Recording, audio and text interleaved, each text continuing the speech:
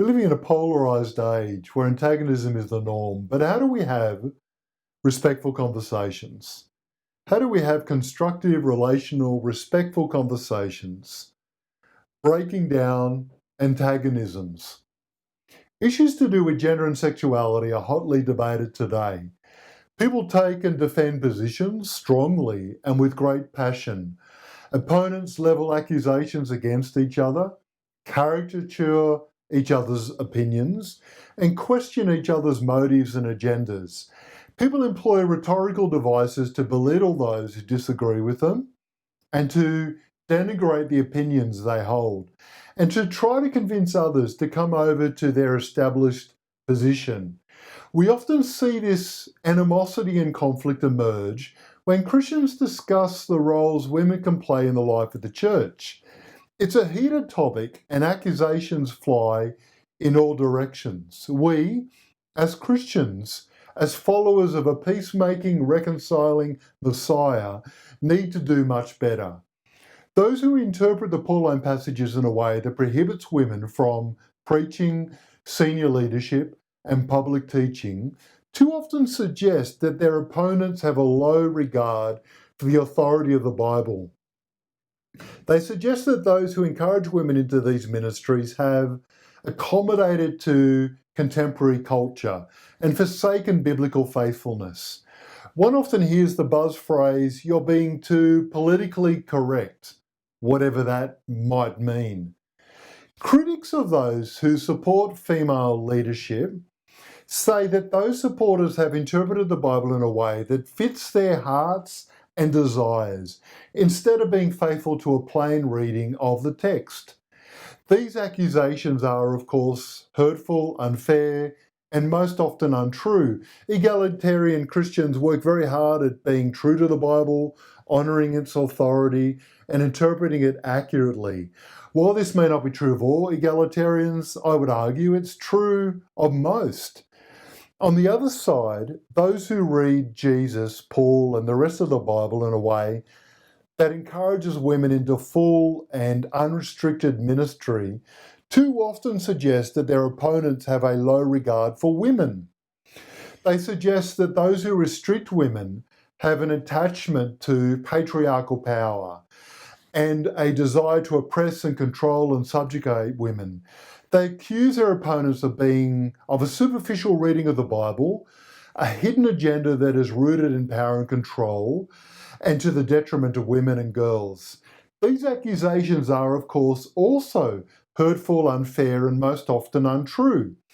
Complementarian Christians are usually seeking to be faithful to the Bible, just like egalitarians are, and its instructions, and they often have a high regard for women.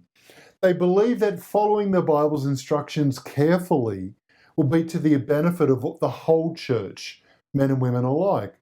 And while this may not be true of all complementarians, again, I would assert that it's most often the case.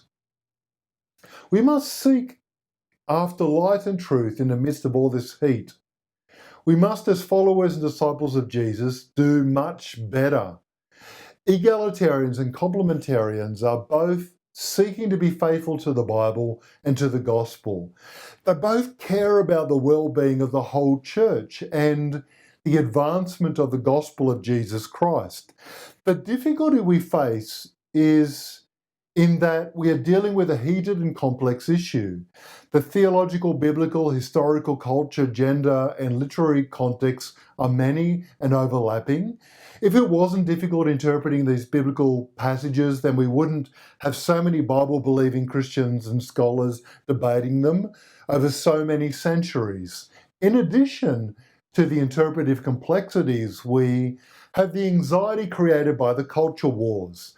Those who want to maintain what they consider to be traditional conservative values and gender roles struggle with those who hold a more progressive and socially liberal view of the world.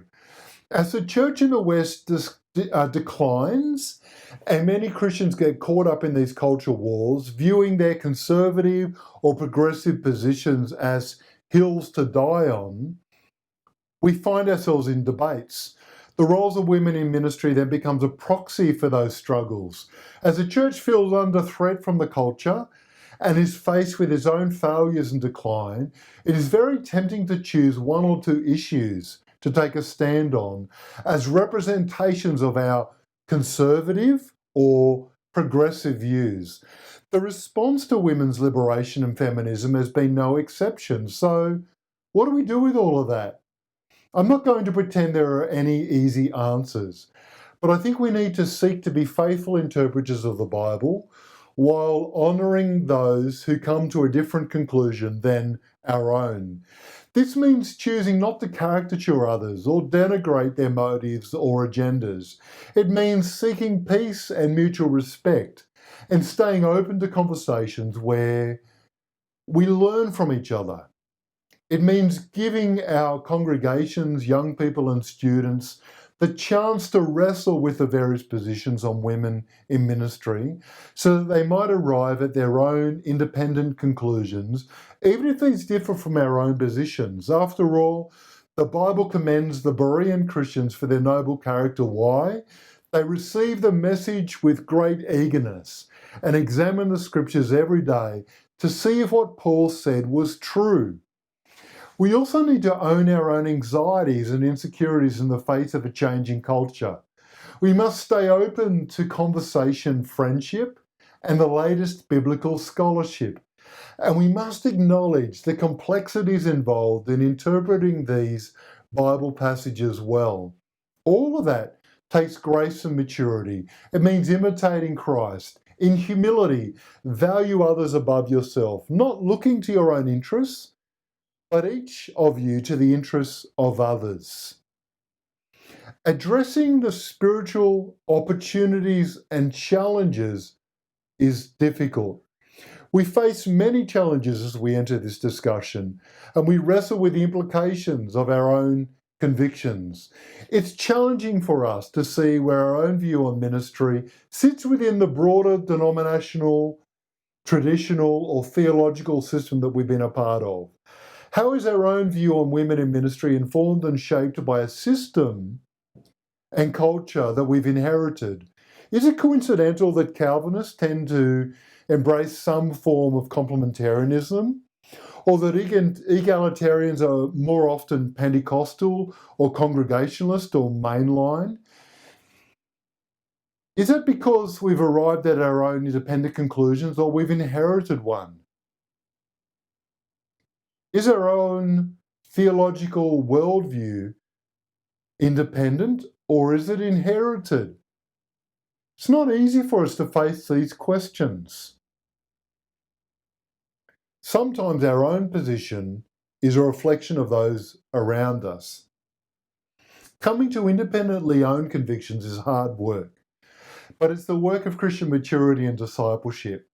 The other challenge is refusing to adopt an entirely conservative or progressive stance and refusing to caricature someone who arrives at a different position than us. A mature set of convictions may mean that I am progressive on issues of justice, but conservative on gender roles, or it may be progressive on gender roles, but conservative on abortion.